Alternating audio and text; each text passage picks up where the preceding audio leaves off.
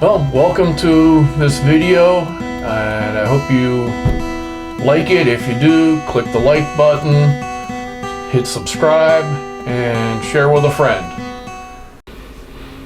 Okay, hopefully this isn't too long of a rant here. Got a little bit of bed face going on today. Seems like no matter how much wax I use on my mustache or whatever, it seems to be maintaining sort of its own wannabe shape here.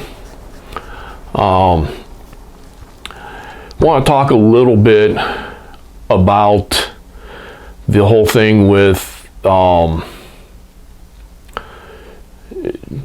just authority.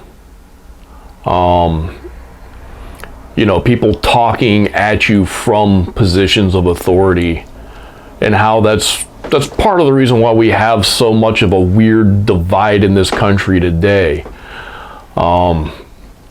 This kind of goes hand in hand with another video I haven't uploaded yet at the time of this filming, but should be posted before this one, or at least scheduled to release before this one, regarding basically the falsity of a lot of your educational TV programs. And our school system in the United States, as well as most of the world, wasn't really created to make people rocket scientists. It was made to make them sort of conform and blend into society. It teaches you to respect authority figures, and it teaches you to believe whatever is said by authority figures. And even sort of, for lack of a better term, your counterculture or your counter arguments tend to also be led by authority figures. People who think they are questioning authority often are not actually questioning authority. Rather, they are just choosing a different authority figure to follow. I know I've recently gone into this a little bit on social media because I don't know why I kind of triggered a memory, but when I was in, I want to say second grade, they had these little things. I remember they called it SRA. I can't remember what it stood for, something or other, reading aptitude. And you had to read these little short stories and answer these multiple choice questions. And, to make the multiple choice a little bit challenging, they'd have answers that were at least somewhat similar or close to each other. But it would ask you questions about your opinion. What do you think is the most important part of this story? What do you think would be the best title for this short story? What do you think the main point is? What do you think this is? What do you think that is? So they're asking an opinion, but yet there is only one right answer. So in other words, you have to share the opinion of the person who made up that little test. Otherwise, you are wrong. So it's not really teaching you to read and experience and develop your own opinion. It's teaching you to have an opinion. It's telling you what opinion you should have about it. And even as a kid, even though I really didn't understand it, I kind of understood it was bullshit. And probably one of the reasons why I never really liked school. I always tell people I went to college in spite of my public school education, not because of it. And another story that happened to a friend of mine back when I was in the reptiles living on the other side of the state out by Harrisburg. My friend's son, who I want to say he was in like 8th or 9th grade at the time, he had a teacher who made a statement about boa constrictors being poisonous. Boa constrictors are not poisonous. The kid knew this because he his father and myself and all the people his father was around were into reptiles. He had boa constrictors in his house. He knew they were non-poisonous. So he raised his hand and he said that. And he got in trouble for, questioning the teacher, which is really pathetic considering the teacher's supposed to be teaching people and they're teaching something totally wrong. And, instead of the teacher being able to say, oh, I was mistaken or something like that, the kid gets in trouble for questioning that authority. Just shows you the way the system is set up. And, there's more layers to it than just public school. We tend to be taught to obey our parents, obey our, pastors or ministers or rabbis or whatever religious figures we may have in our lives, and also, teachers and, various authority figures, and to believe what they tell you. And that's kind of bad because, our opinions of things or our knowledge of things has changed over time. So even if somebody may have been correct by the standards of the 1950s, they would be incorrect today. Science has moved along. Our understanding of the universe, our understanding of chemistry, our understanding of physics has progressed. And a lot of these things, especially in a classroom setting, aren't really being, your curriculum in a public school setting in the United States isn't chosen by, scientists and mathematicians and historians. It's political. And a lot of the things that are taught to our kids, especially in terms of history and certain things like that, more so than science, but even science is wrong. And, it's part of just caving to political pressure and maintaining, outdated things. Intelligent design is taught as if it's equally valid with, evolution from a scientific perspective, and it's not. If you choose to believe something as part of your religious beliefs, well, that should be taught as part of your religion, not as part of science. Science is its own separate thing. It shouldn't be influenced by other dogmas. And even sometimes science, there's certain dogmas that are taught.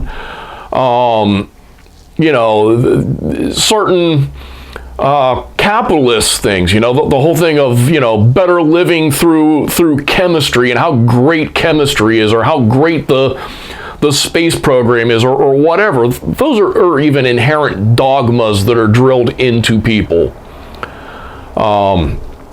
There's a lot of things, right? I still see constant things going back and forth about MSG.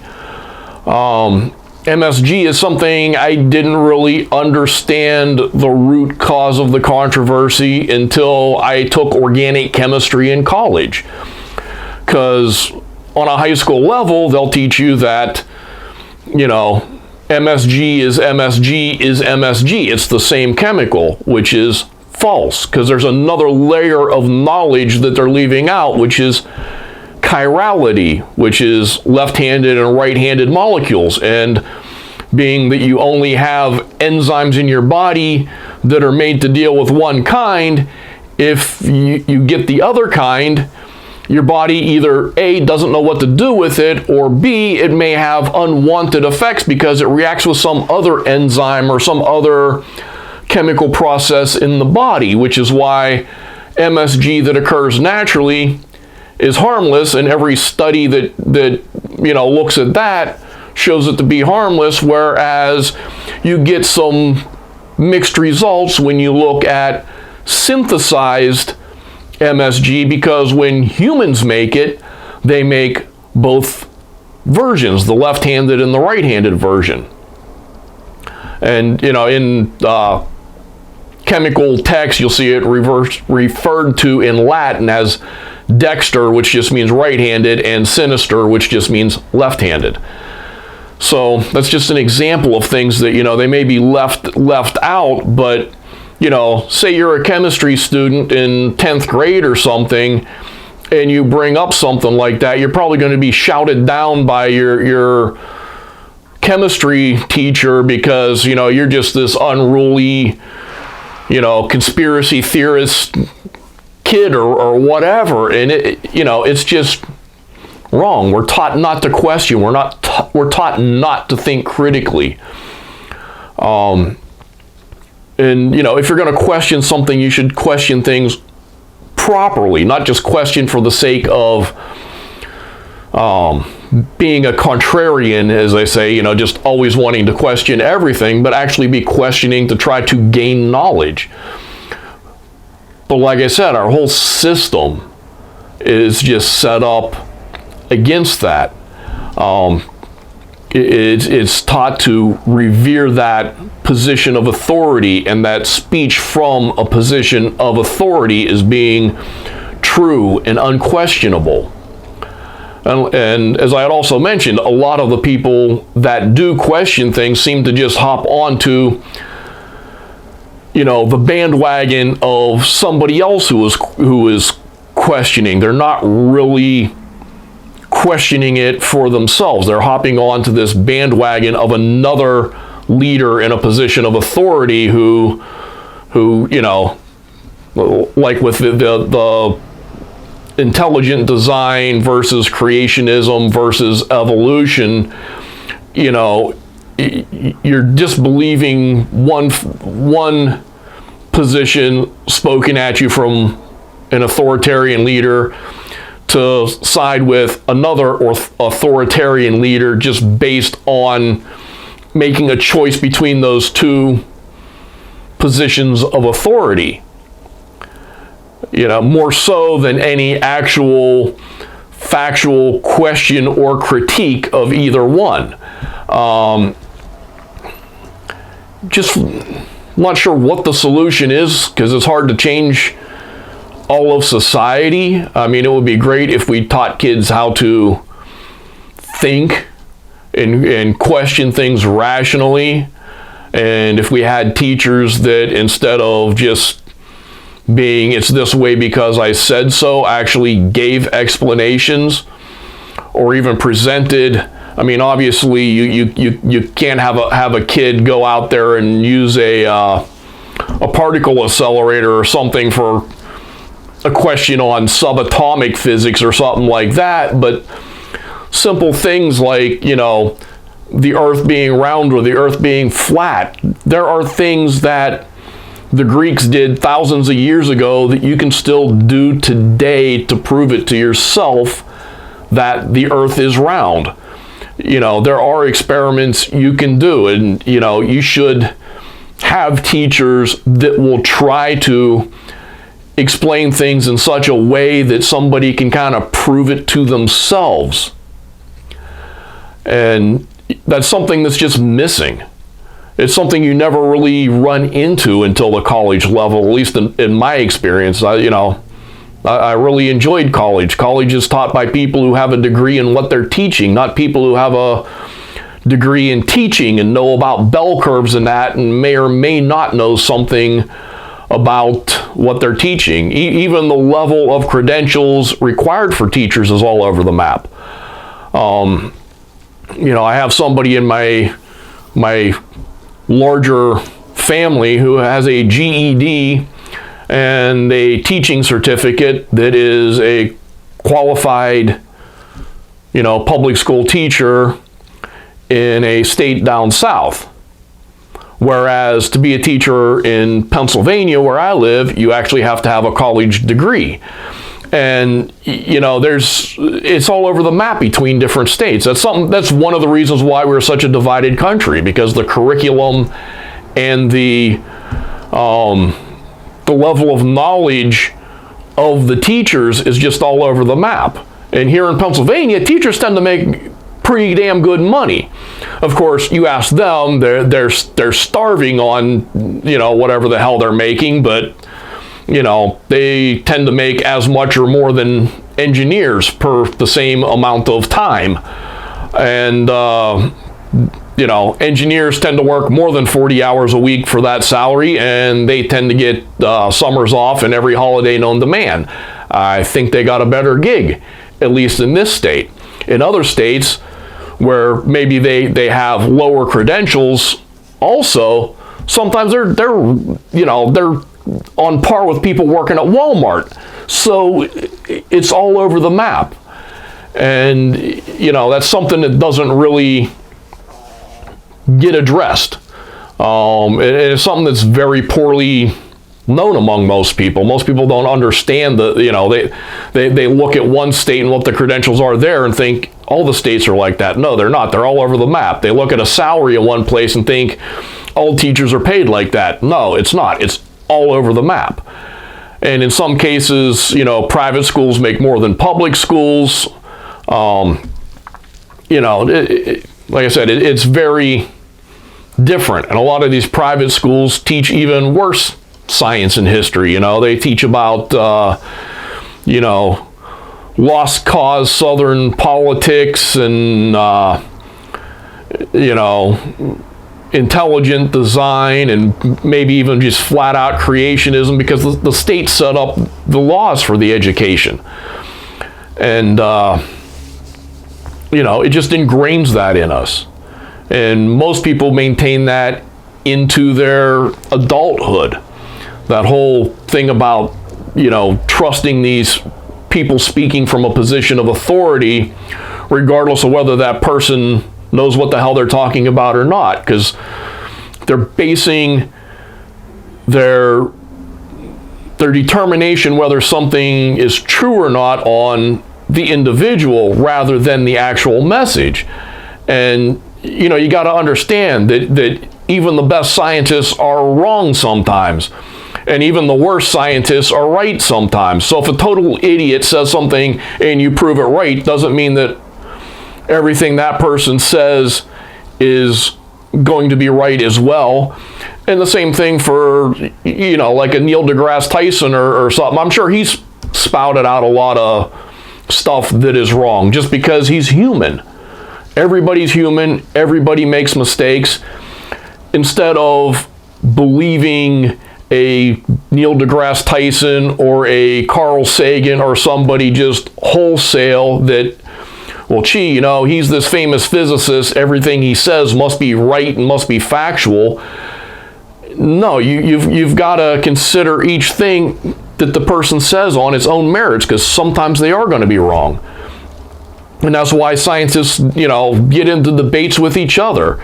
And especially when you get into some of this more far-flung stuff with physics, both on the macro and the micro scale. Your astrophysicists and your quantum physicists looking at the subatomic particles, they're dealing with stuff that's, you know, it's basically unseen. And a lot of what they're dealing with is theory and conjecture. And a lot of times people don't really, you know, account for that line between what is a proven fact and what is a theory and what is just a conjecture and what is just opinion. It happens with history too. You know, you have certain archaeological finds and people try to, you know, put together some picture of what things were used for and what it means. And these things keep on moving as more things are discovered and, you know, comparing it with history now. But these things are too often presented from a position of authority in some sort of quote-unquote educational program, stringing together a bunch of things in, you know, an educated guess of what the context is, but it could be totally wrong. I mean, from our point of view, looking at things in the past, imagine somebody from the future looking at our situation who has, you know, has only these little shreds of written documentation, and what we document tends to be what's unusual, not what's usual. Look in the newspaper. It's not talking about everyday life. It's talking about, things that are considered eventful. So those are the only things we really have recorded of the past for the most part. We don't have a whole lot of the mundane, everyday life type things, except for, if somebody's journal or diary survives. And even then, you're looking at one person. Why did their journal survive? Probably because there was something noteworthy about that person. Does it tell you anything about the hundreds of common people who didn't maintain a journal or weren't famous enough for anybody to care to save it? So you got to look at it in that context. And if somebody's looking back at the past and from the future, and they're looking at today, they might think we practice human sacrifice because they read an account of a public execution. Well, the state executed a guy, and this priest goes in there and gives him last rites and gives him this blessing and prays for his soul to go to heaven. Well, chief, they sacrificed human beings.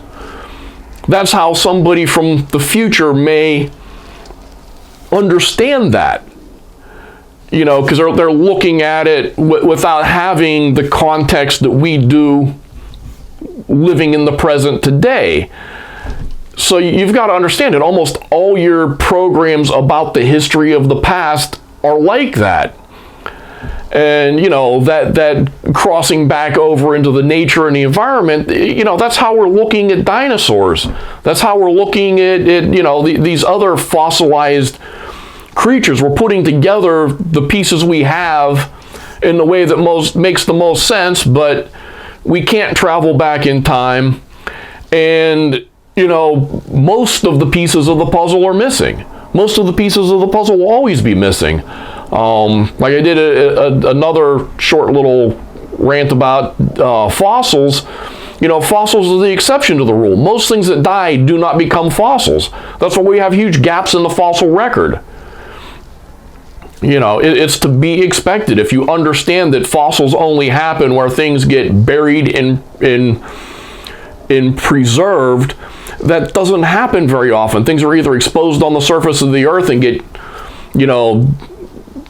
eaten up by scavengers or scattered to the wind or whatever, or they get buried in an event that in itself kind of destroys the remains, or especially in alluvial areas like along rivers and streams, it'll bury something that gets washed up in a flood or whatever, but it also, it's like being in a blender with a bunch of rocks. It breaks up the bones and destroys them as well. It's the exception that something is preserved. And then we try to figure out things based on the bits and pieces we find. But just food for thought. Think about things, question things. Don't question things just to question them, but question them for the sake of understanding and try to sort out what makes sense, what doesn't make sense. Why does it make sense? Why doesn't it make sense? And even if you do accept something as being true, don't be afraid to go back and question it later. I mean, we'd never have the theory of relativity if we thought that, Newton's laws of physics are carved in stone and they're the way things are and there's nothing beyond them, because relativity kind of replaced that and answered a few little exceptions to those laws. So, we should always, even when we have an answer that we accept as being the best answer, you have to understand that there may still be better answers out there. And, hopefully that gives you a little bit better way of understanding the world around you. Don't just believe things because somebody told you. Try to figure it out for yourself. Poke at it a little bit. It'll help you understand it a little bit deeper. And, it'll also give you a level of acceptance. Another thing I had talked about in another video is just, having an understanding of how sure you are of what you believe. You know, there's all, you know, how good are your facts? What do you know and what don't you know? And it's a little bit scary for some people. It's a little bit out of their comfort zone, but the amount of stuff you don't know is always going to be bigger than the amount of stuff you do know, because every time you get an answer, it just brings up more questions. So I'm going to leave it there, and hopefully it's a little bit of food for thought. Hopefully it makes you kind of question some of your preconceived notions about things, and whether it reinforces what you already thought by questioning it and sort of proving it to yourself, or whether it makes you change your mind on something. You know, it gives you a better understanding of the world. So, see you on the next one. Well, I hope you found that video informative. Hopefully it made you think, and please click the like button and subscribe if you haven't done that already, and check out the video that should be appearing somewhere around me here, and I hope to see you on the next one. Thanks.